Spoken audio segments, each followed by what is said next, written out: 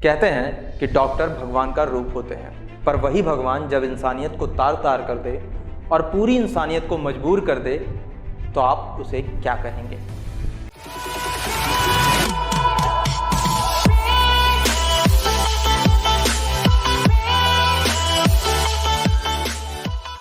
जय हिंद, नमस्कार साथियों, मेरा नाम है शिवेंद्र द्विवेदी और आप देख रहे हैं CDM इंडिया का खास कार्यक्रम सुकून मिलेगा।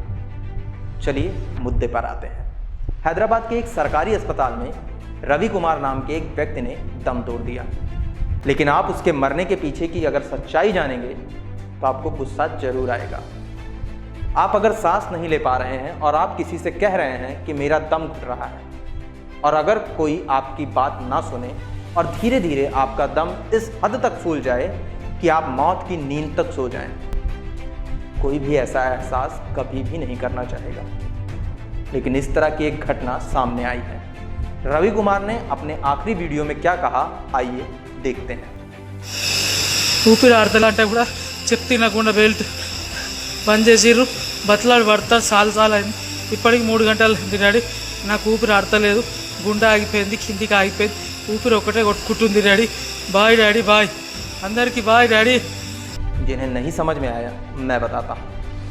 उन्होंने अपने पिता से कहा कि आपने कहा था ना कि सरकारी अस्पताल में कोई खतरा नहीं होगा, और मैंने मना किया था, लेकिन इसके बाद भी आपने मुझे अस्पताल में भर्ती करा दिया।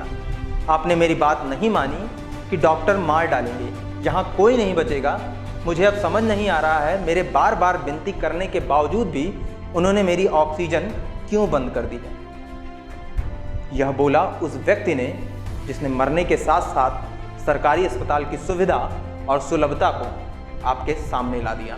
रवि को बीते 24 जून को तेज बुखार और सांस लेने में दिक्कत होने के बाद इरगड्डा जनरल एवं चेस्ट अस्पताल में भर्ती कराया गया था, लेकिन 2 दिनों के अंदर ही रवि की मौत हो गई। किसी को नहीं पता कि वह कोरोना वायरस से संक्रमित थे या नहीं। इससे पहले 23 तारीख को रवि के पिता वेंकट स्वरल्लू रवि कुमार का बुखार बढ़ने और सांस लेने में दिक्कत आने पर उन्हें लेकर एक नज़दीकी अस्पताल में गए थे। हालांकि रवि को बुखार था, इसलिए अस्पताल वालों ने स्पष्ट रूप से कहा कि कोरोना का केस हो सकता है, और अगर कोरोना केस के रिपोर्ट के साथ आप आएँ तो हम उसे भर्ती भी कर सकते हैं।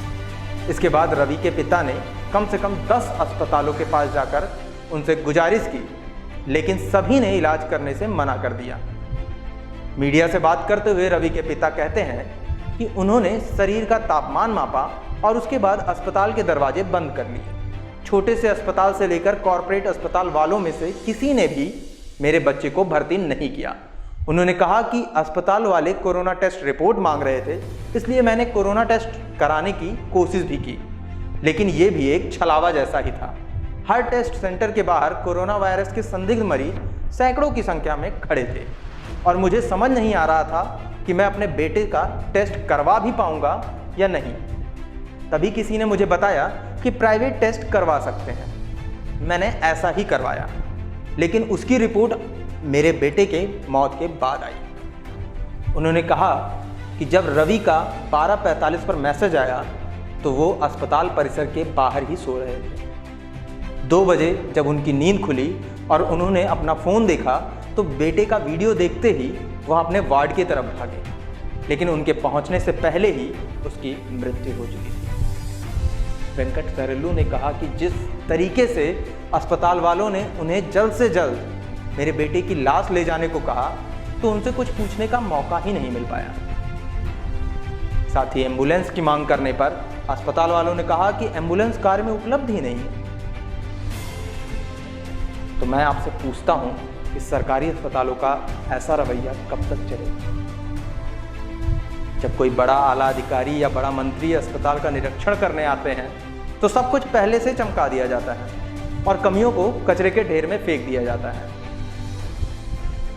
लेकिन जाने कब ये सरकारी नुमाइंदे सुधरने का प्रयास करेंगे। चलिए, उनका तो पता नहीं, लेकिन आप कोरोना महामारी से बचने के लिए सावधानियां बरतते रहिए ताकि रवि जैसा किसी के साथ ना हो। प्रधानमंत्री श्री नरेंद्र मोदी ने भी 30 जून को दिए गए राष्ट्र के नाम संबोधन में इस बात पर जोर दिया कि वो हर प्लेटफॉर्म पर सबको सतर्क करने का प्रयास कर रहे हैं। मास्क पहनने, 2 गज की दूरी बनाना, सैनिटाइजर का प्रयोग करते रहने के लिए बार बार निवेदन कर रहे हैं। तो आप उनका सहयोग करें, अपना ख्याल रखें, स्वस्थ रहें, मस्त रहें। इसी के साथ मैं आपसे विदा लेता हूँ। अपना ख्याल रखिएगा, तनाव से दूर रहिएगा, अच्छा सोचिएगा, अच्छा करिएगा और अगर चैनल पर नए हैं तो सब्सक्राइब करना ना भूलिएगा। बेल आइकन को भी प्रेस कर दीजिएगा जिससे कि आने वाली सभी वीडियोस की नोटिफिकेशन आप सभी को मिल सके। तब तक के लिए मैं चलता हूँ। जय हिंद, जय भारत।